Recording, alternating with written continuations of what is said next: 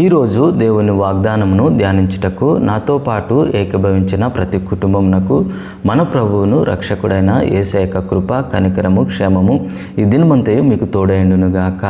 ఈరోజు దేవుని వాగ్దానమును ధ్యానించే ముందు పరిశుద్ధాత్మ దేవుడు నా హృదయంలో ఉంచిన కొన్ని మాటలను మీతో పంచుకోవాలని నేను ఆశపడుతున్నాను. ఈ లోకంలో నువ్వెంత ధనవంతుడైనా కావచ్చు, ఎంత వ్యాపారవేత్తమైనా కావచ్చు, ఎంత హోదా కలిగిన వ్యక్తి అయినా కావచ్చు, ప్రపంచం మీద నీకు అధికారం ఉండవచ్చు, కానీ ఈ లోకంలో చూసినట్లయితే ఏది కూడా నీకు ఉచితముగా పొందుకోవు. మీరు అనుకోవచ్చు గాలి ఉచితమని. అవును, గాలిలో ఉన్న ఆక్సిజన్ ఉచితమే, కానీ నీకు నాకు తెలియకుండా మన శరీరము ఒక క్రియ చేస్తుంది. ఆ క్రియ ద్వారానే మనం ఆక్సిజన్ను పీల్చుకోగలుగుతున్నాం, కార్బన్ డైఆక్సైడ్ను వదలగలుగుతున్నాం. అంటే ఏది ఉచితమైనా కానీ మనం ఏం చేయాలి? ఒక క్రియ చేయాలి. దానిని మనం పొందుకోవాలంటే ఒక క్రియ, ఏదైనా ఒక క్రియ చేస్తేనే మనం దానిని పొందుకోగలం. కనుక ప్రియ కుమార్తె, ఈరోజు చాలామంది క్రైస్తవులు ఎలా ఉన్నారంటే శరీరంలో రోగం ఉన్నది, వాళ్ళంతా భయంకరమైన వ్యాధులతో బాధపడుతూ ఉంటారు, కానీ సంఘానికి మట్టికి రారు. ప్రియ కుమార్తె, నువ్వు గనక బైబిల్ ధ్యానించినట్లయితే, బైబిల్ వాక్యాలు గనక చదివినట్లయితే యేసు ప్రభువారు ప్రతిసారి ఒక మాట అంటున్నారు, నీ విశ్వాసము నిన్ను స్వస్థపరచెను. అంటే నువ్వు స్వస్థత పొందుకోవాలంటే ప్రతిసారి కూడా ఒక క్రియ నువ్వు చేయాలి. అది రాయబడి ఉన్నది మార్కు సువార్త 5వ అధ్యాయం 34వ వచనం గనక మనం చదివినట్లయితే, అందుకైన కుమారి నీ విశ్వాసము నిన్ను స్వస్థపరచెను. ఇంగ్లీష్ బైబిల్లో చదుదాం. And he said unto her, daughter thy faith had made thee whole. అంటే ఇక్కడ రక్తస్రావం కలిగిన ఒక స్త్రీ చాలా సంవత్సరాలుగా బాధపడి ఆమె ఏం చేసింది?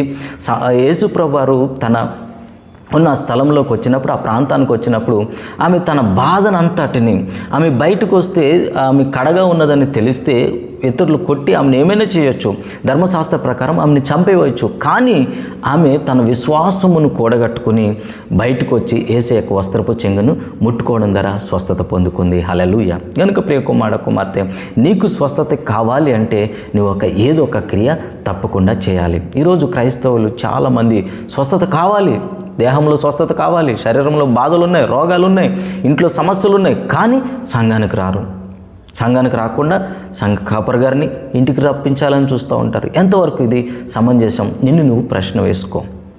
చూడండి, బైబిల్లో జరిగిన ఏ అద్భుతమైన కావచ్చు, యేసు ప్రభువారి దగ్గరికి వచ్చిన ప్రతి ఒక్కరు కూడా స్వస్థతను పొందుకున్నారు. ఈరోజు స్వస్థత ఉచితమే, కానీ ఆ ఉచితమైన స్వస్థతను నువ్వు పొందుకోవడానికి యేసు ప్రభువారు కలవరి శిలువలో మరణించి ఉన్నారు, గాయపరచబడి ఉన్నారు, దెబ్బలు తిన్నారు, అనేకమైన హింసలు పొందారు. హింసలు పొందుట ద్వారానే నీకు నాకు స్వస్థత ఉచితము.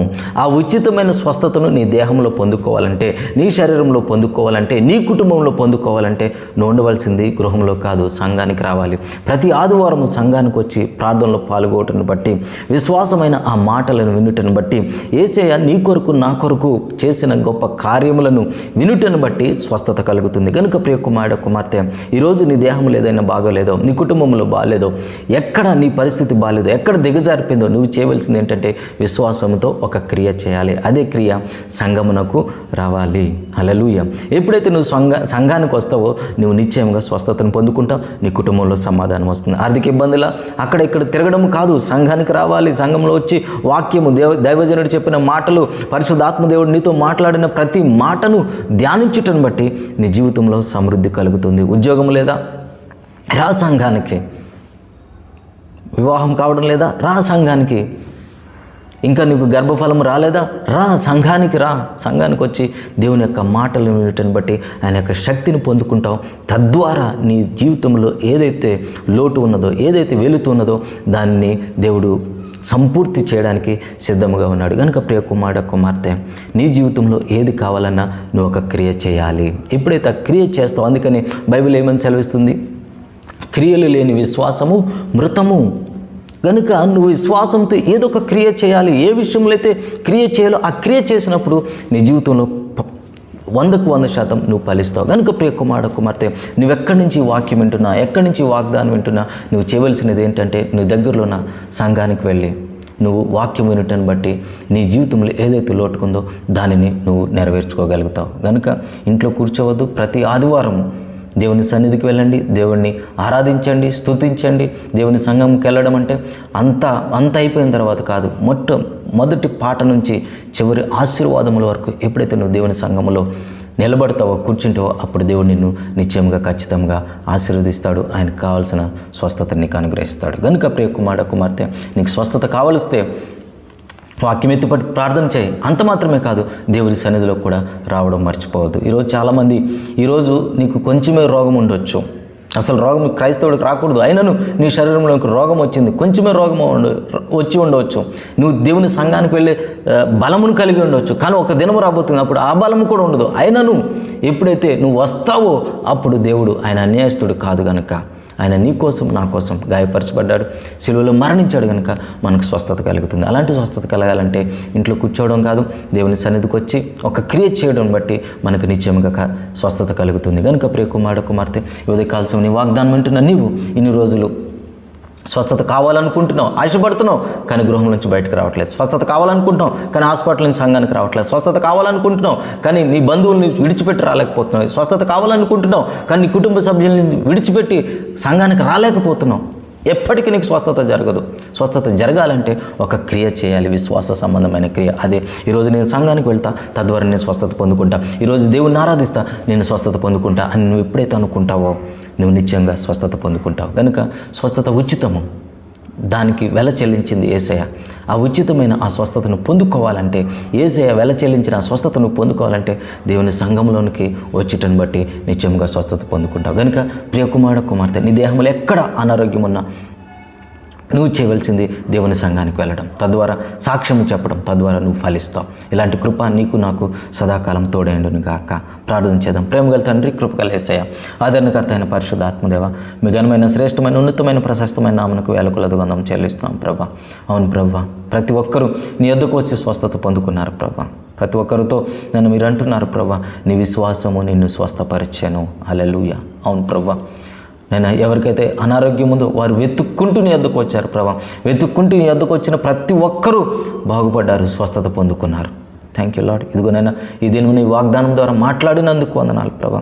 ఎంతమంది దేహాల్లో అయితే బాగోలేదో ప్రభా, వారి సంఘమును పెళ్ళుటను బట్టి స్వస్థత పొందుకుందురుగాక.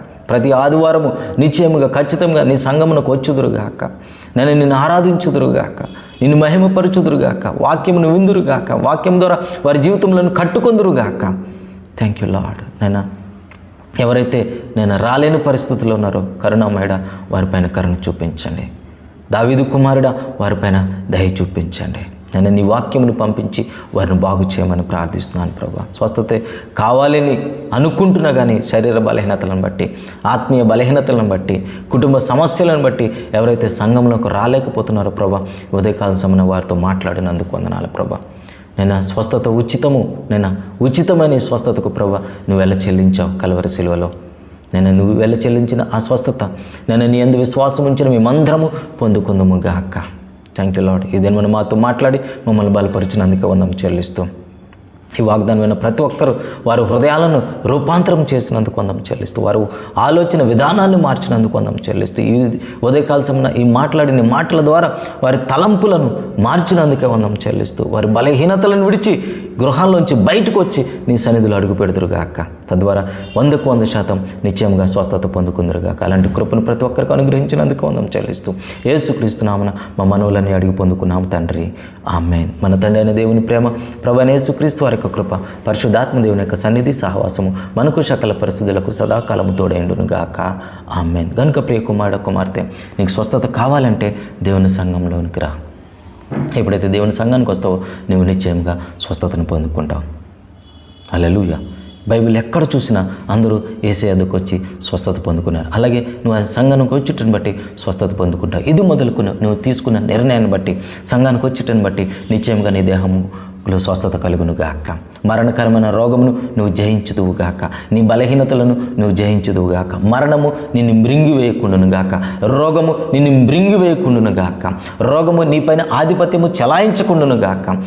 యోబు గ్రంథం 1:10 ప్రకారంగా నీ గృహము చుట్టూ, నీ దేహము చుట్టూ, నీ కుటుంబము చుట్టూ, నీ బిడ్డల చుట్టూ కంచె వేయబడును గాక. ఇదే మనం బయటకు వెళ్తున్నావు, నువ్వు లోపలికి వస్తున్నావు, నువ్వు ఆశీర్వదించబడదువు గాక.